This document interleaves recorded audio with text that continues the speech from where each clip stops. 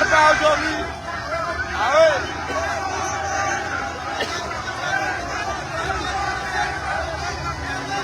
La jeunesse algérienne ne dort pas aujourd'hui.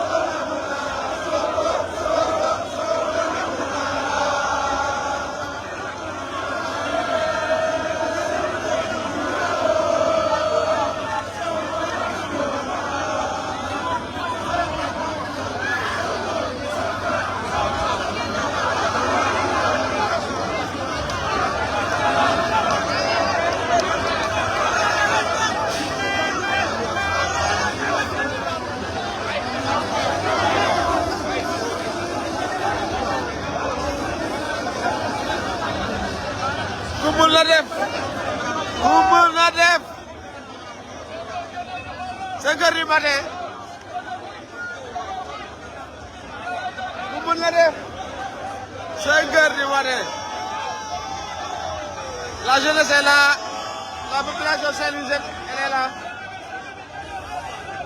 lenn rek lañ bëgg gis seen président Ousmane Sonko Sonko mooy Diomaye Diomaye mooy Sonko. commentaire yi loolu laa bëgg ñu bind si commentaire yi Sonko mooy Diomaye Diomaye mooy Sonko. commentaire yi bind leen Sonko mooy Diomaye Diomaye mooy Sonko ba gis.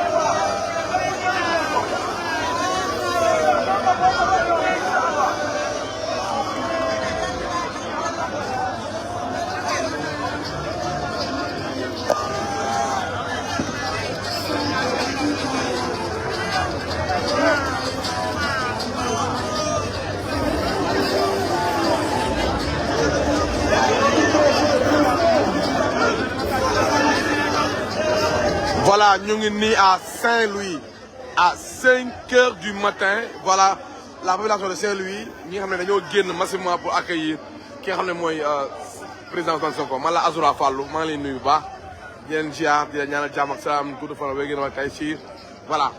Pour le def 5 h du matin, la population saint-louisienne est sortie en masse pour accueillir Diomaye mooy Sonko, Sonko mooy Diomaye.